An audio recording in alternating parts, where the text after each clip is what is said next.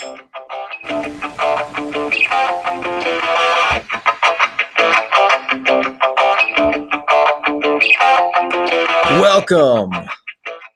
to the Real Clear Vote News Podcast. I'm your host, C.W. Martin. We've got all kinds of news today. We're about to get into it. About to get right into it. The first item on the agenda actually is going to take us back in time. A little bit of history for all you history fans out there. So the question is, was Sam Adams more morally upstanding than Thomas Jefferson? And of course, the first thing that comes to most folks' minds is the fact that Thomas Jefferson owned slaves. What about Samuel Adams? Well, this article actually goes about reporting the fact that not only did Samuel Adams not believe in slavery, but he also emancipated a slave that was bequeathed him or given to him in marriage. So on that one issue, it's fair to say that Samuel Adams was a bit more enlightened. Let's see how the Real Clear Vote Nation voted. Got 100% agreeing that Sam Adams was more morally upstanding. Second piece of news. So whether you're on your drive home or you're out doing something, going through your emails, I got a question. Do you like this cover? It's by the Gorillas. Check it out.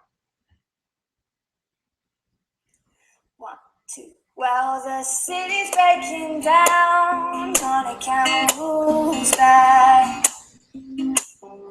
And you just have to go, 'cause they don't know where. Well, you feel the streets, it's a pit and see. You won't get out the county 'cause you're bad and free. You got a new horizon, it's a family style. And never call it town 'cause we never smile. And all you wanna hear is a message beep. I dream that I have to kiss because I don't get sleep, no.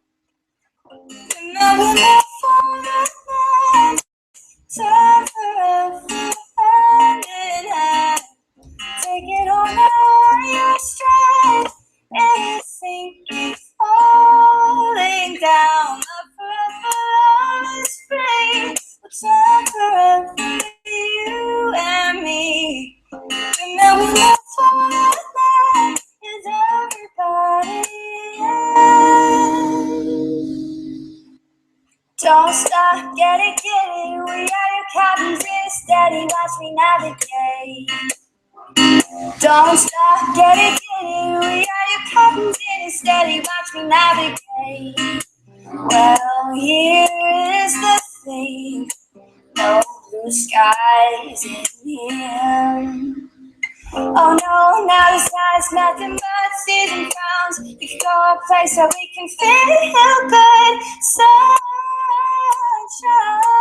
and happiness. And now we love for land. Time forever, hand in hand. Take it on our stride.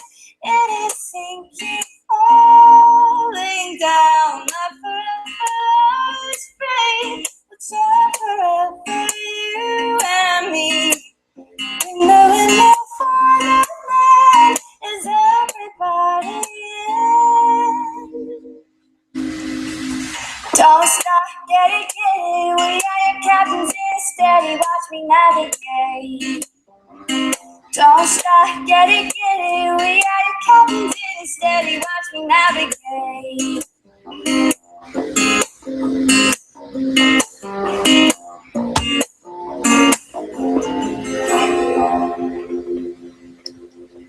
That's a pretty nice tune. That's a cover by the original Gorillaz tune. I'm gonna go ahead and say yeah on that one. I do dig it. And it looks like the Real Clear Vote Nation is 100% in agreement. And they like that cover. Next question comes from more of a business side of things, asking, is it possible for a company to never lay off even one employee? Of course, newer businesses may fall into this category. You know, if you've been in business for 1 year, it's not quite the same achievement as staying in business for 100 years, and much, staying in business is in itself an accomplishment, but not even releasing one person, that would be a major feat. But has it ever been done? Well, apparently that your Swiss Army knife company, Vitronox, has in fact never fired anyone. It says that this Wikipedia entry says that in 2006, the company had a workforce of 900 employees and produced more than 35,000 knives.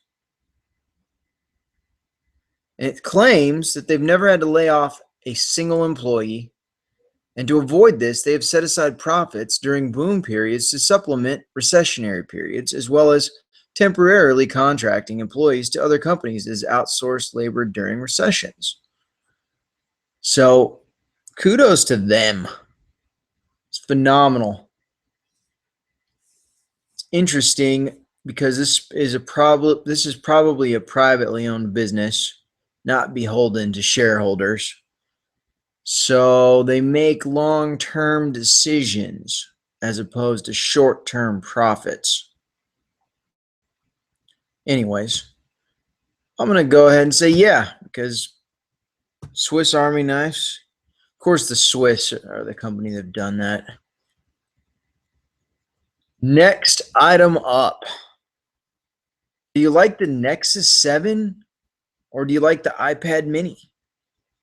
Got ourselves a neat little poster here. And it appears as though the Nexus 7 is receiving the go-ahead, 2 thumbs up over the mini. It says that it could be the best Android tablet ever for any price. It's smaller and more clear than the iPad mini, and it handles games well. So check out that video when you get a chance. I'll go with the Nexus 7. It looks like we've got a split crowd here at RealClearVote.com. 50-50. Next entry, we got the spotlight on New Mexico. And the question asks, do you love green chili? Got another neat infographic here. Couple of facts about green chili. The Incas, the Mayans, the Aztecs had been using the chili pepper long before the Spanish conquistadors arrived in the New World. And also, chilies were the first plants domesticated in the New World along with corn, squash, and beans. And third, New Mexico produces more chili than any other state in the U.S., but the crop has been down by 2/3 of what it was in its peak in the 1990s. So apparently not everybody loves green chili. I'm going to have to go with yes on this one. 100% agree.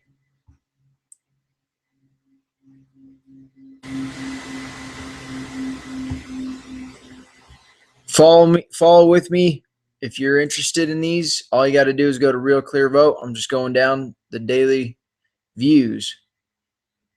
So here we go. We've got a question asking, has virtual reality arrived? So what is virtual reality? Well, it's the Oculus Rift. If you haven't heard about the Oculus Rift, check out the video. Basically, it allows people to strap on some glasses that have a bunch of different angles, it adapts and it moves with your head and makes you look like you're actually in a real place. I actually had the chance to try one out the other day. It's pretty trippy. So, has virtual reality arrived? I'm going to have to say yes. I think that's a phenomenally interesting new industry and new technology. I think there'll be more uses than just gaming. In fact, it brings to mind some philosophical questions. I remember the Robert Nozick experience machine from my ethics and philosophy, where the philosopher asks whether one would knowingly and willingly engage with a machine if they could enjoy all the experiences that they wanted from this machine, but the only one caveat being that they would be aware that they were on this machine. Wonder what y'all think about that. I personally wouldn't want to be on the machine all the time. Sure, we get into machines, get into movies, we get on our computers, but all the time's a little bit much. In fact, I'm already on the computer too much as it is. All right, what do we have next? Are people more concerned with recent events than underlying policy? It's a good question. Is it something is news something that drives us as more of a responsive or reactive force rather than a responsive force? Are we always reacting to what's going on instead of planning out what we should do in the future instead? I'm going to say yes, absolutely. We're so current events driven. It's all about whatever's in the news cycle, 24-hour news cycle. All right, I got another question for you guys and gals. A little bit of a science-related question. Do you want a one-way ticket to the red planet? The red planet. In fact, if you read this article, it talks about a real space program that's going down.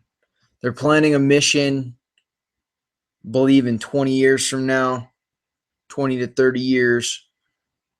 And they're planning on sending a one-way ticket to Mars so you could spend the rest of your days out on this colony. It's an interesting question. I'm going to have to go ahead and say no on this one. I'm interested in it. I'm interested in Mars, and I give a lot of credit where credit's due. These people that eventually end up going to Mars are going to be modern day Lewis and Clark. They'll definitely be famous forever if that's your motivation. But me, I'm pretty good here. It's kind of like back in the day when people used to have those crotch rocket motorcycles. If I ever took one out, someone asked me, do I do wheelies? I'd say no. 2 wheels is enough. Or is a few enough? Kind of same feeling about Mars. This Earth is enough. If I want to get the Mars experience, all I need to do is go down to the desert or something. Next question. Should Al Jazeera ban the word terrorist and jihad from broadcasts? I'm actually going to play this video. Talks a little bit about Al Jazeera. This is a Fox News piece.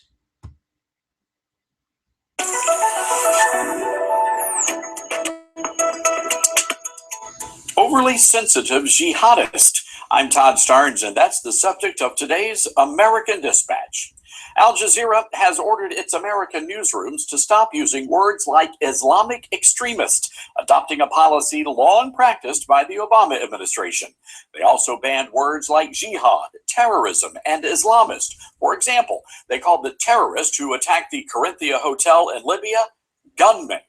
National Review Online first reported Al Jazeera's new editorial policy, courtesy of a leaked email. It's not exactly clear why the network has an issue with such descriptors. Either their reporters can't pronounce multi-syllable words, or they don't want to offend the militant Islamic extremist. The network banned the word terrorist because, according to them, one person's terrorist is another person's freedom fighter.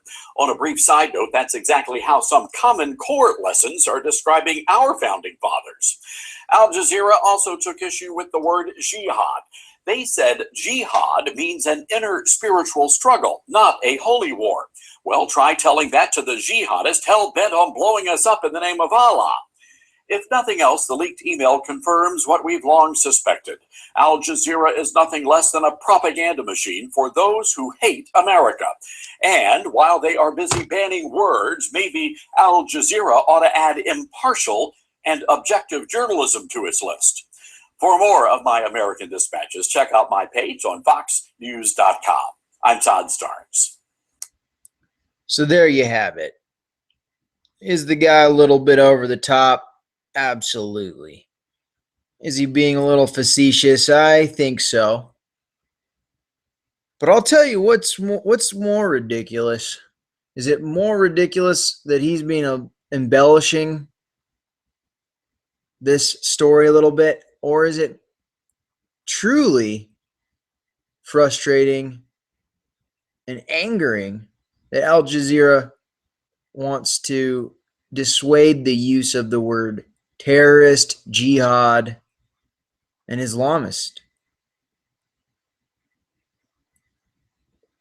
You got to be able to call a spade, period. Al Jazeera has got a tough job. No one's saying that they don't. They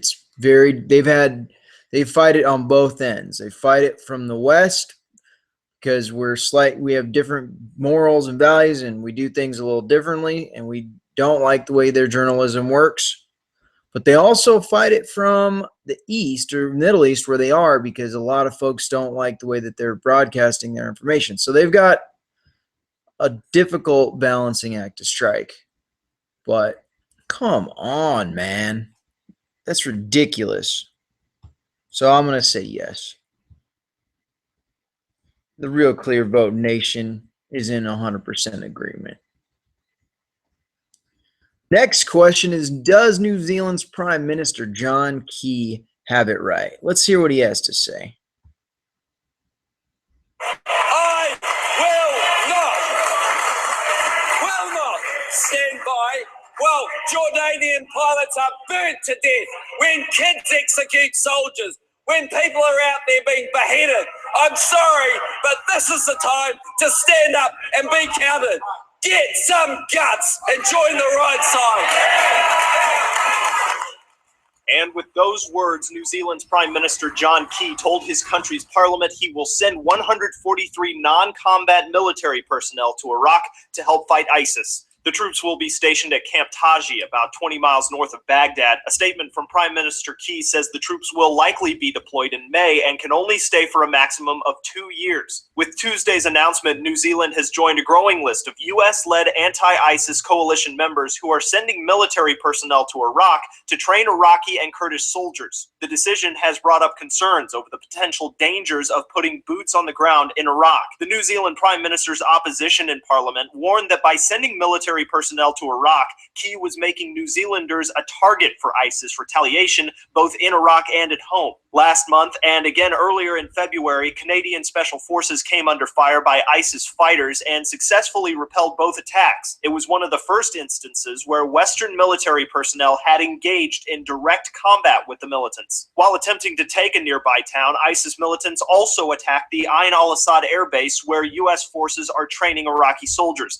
The Iraq Defense Ministry released this video of Iraqi security forces meeting evacuees from that town. According to New Zealand's Prime Minister, between 35 and 40 New Zealanders are on a terror watch list. For Newsy, I'm Cliff Judy.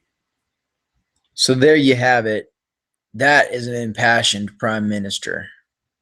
Wow. He has every right to be impassioned. I don't know if he should be publicly as emotional, but I wonder if our leader in the US might have a little bit more frustration towards these extremists. These videos are brutal. So it's interesting. Now we've got several other nations getting involved. You know, ISIS is a tricky subject. It's very tough. It's very tough to go in. It's very tough to fight guerrilla warfare and play by the Geneva Conventions. Very tough. But I think John Key is right. I think he needs to support the international coalitions, the United Nations, back the U.S. as well. Got to stand up, get some guts, as he says. So I'm going to go yes. 100% agree. Feel free to leave a comment on here. As this show develops and grows, I'll definitely go ahead and read comments on the site. Next question of the day. Are drones a greater risk than benefit? And this is actually a response to the recent news involving Paris and drones flying over the Eiffel Tower in the downtown of Paris. From all accounts, they've found one person that's responsible for flying the drones. They have yet to identify all the drones, but yeah, that is a major security risk, both for espionage purposes, for viewing and planning, getting a bird's eye view of a city, and then also for delivering weapons, self-destructing weapons via drone. So it's a highly risky technology. There's a lot of benefits, just like most. On this one, it's a close one because,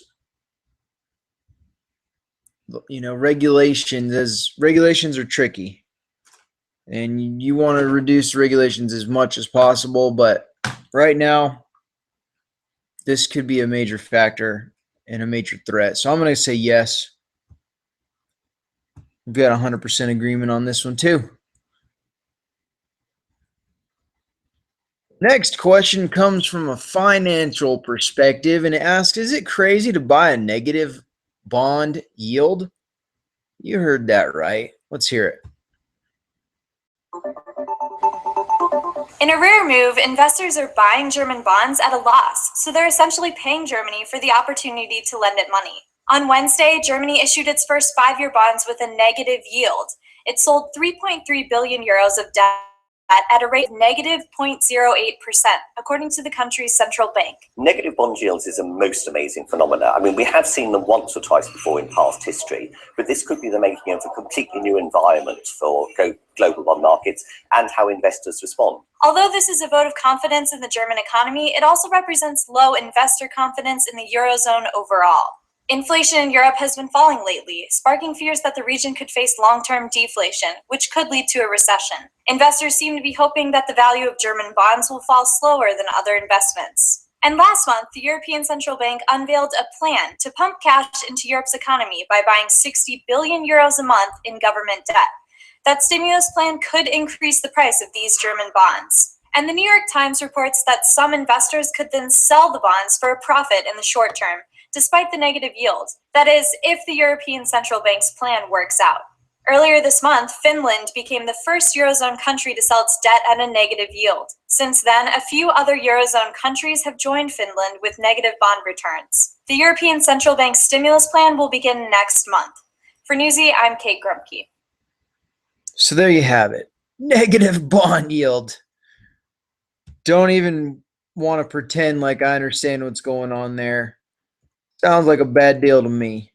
So I'm going to say, yeah, that's nuts. 100% agree.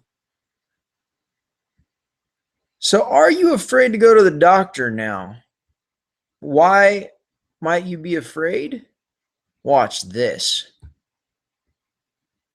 Well, we think of doctors' offices as places we go to get better, but in fact, those offices may harbor bacteria. This bacteria is called C. difficile, and it is potentially deadly. 15,000 deaths per year, approximately, in the United States. Now, most of the time when people get C. diff, they get it from hospitals typically. However, in this case, the CDC looked at a large group of people who had not recently been in the hospital, but most of those people had recently been to a doctor or dentist. So this is a big red flag for the CDC, and so they now want to do more research to figure out what's going on in these doctors' offices.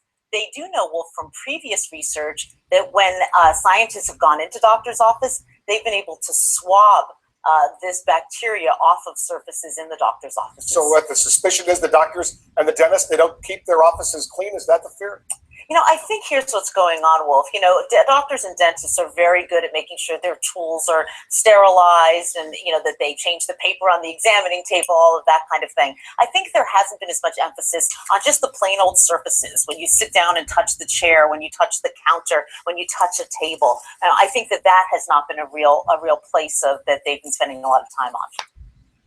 All right, this news article is silly. It's a fear-mongering article. And are you surprised that it's on CNN? Just saying. Fear-mongering. Goodness gracious. We're going to make our children into these hypochondriac, germ-fearing people where they can't even go to the doctor when they get sick. Got to expose yourself to germs in order to build immunity. It's a no-brainer. I'm not afraid to go to the doctor now. Next news story. This one's very interesting. This speech right here, it begs the question, does this speech right here, this one, put Hillary back on the map? I want you to notice a couple things here in this video. First, she touches her face a few times. Second, she's got more of a motherly outfit on. Third, she's not behind a podium. She's open, much more approachable. And four, her topic of discussion, as we'll get into later after the video, is much warmer. See what these marketers have done to Hillary. They've done a good job. Less than 5% of all Fortune 500 CEOs are women. And women entrepreneurs often have a much harder time accessing capital to start or grow a business. Up and down the ladder, many women are paid less for the same work, which is why I think we all cheered at Patricia Arquette's speech at the Oscars, because she's right. It's time to have wage equality once and for all, but it's not just wage equality. Many working parents all too often don't have access to common sense benefits like sick days and paid leave that would allow them to balance work and family. When I was a young lawyer and was pregnant, I worked in a small law firm and there was no family leave policy. It never come up before. I was the first woman to be a partner in that law firm. And so nobody said anything to me and I didn't say anything to them. I just kept getting bigger and bigger and bigger. And I'd walk down the halls and some of my partners would avert their eyes. They didn't know what to say to me. So when the time came and I went in and gave birth, the next morning, the lead partner called and he said two things. He said, congratulations, and when are you coming back to work? I said, well, thank you very much, maybe in 4 months. Pause. He goes, oh, okay. He had no idea. I had no idea. But I was in a position where I could say, okay, 4 months. And too many women, even in those days, I can remember so well, they lost their jobs, they were marginalized, they were demoted for doing one of the most important jobs anybody in a society has, producing the next generation. So there you go. That, in my opinion, is the type of speech making that will get Hillary elected. That is so much stronger than I've ever seen her before. It's probably the best speech I've ever seen her give. Her storytelling, the fact that she used the phrase "giving birth," I gave birth, it makes her so much more appealing to women. It makes her so much more appealing to, it brings her down to reality. That was one of her knocks. The knocks on her is that she didn't have a warm vibe. That right there is warm. And we'll see how it shakes out. But that's strong for Hillary. She's probably going to be the next president. And I would say that Hillary genuinely believes those things, whether or not there are reasons why. Pay difference, I don't know. That's an issue I don't even get into. But I'm gonna leave this one be. Y'all can go on here and see who voted for what. This next post was about the Brit Awards. I'm gonna pass that up actually. And are we ready to put the Trayvon Martin case to bed? Interesting to see how this shakes out.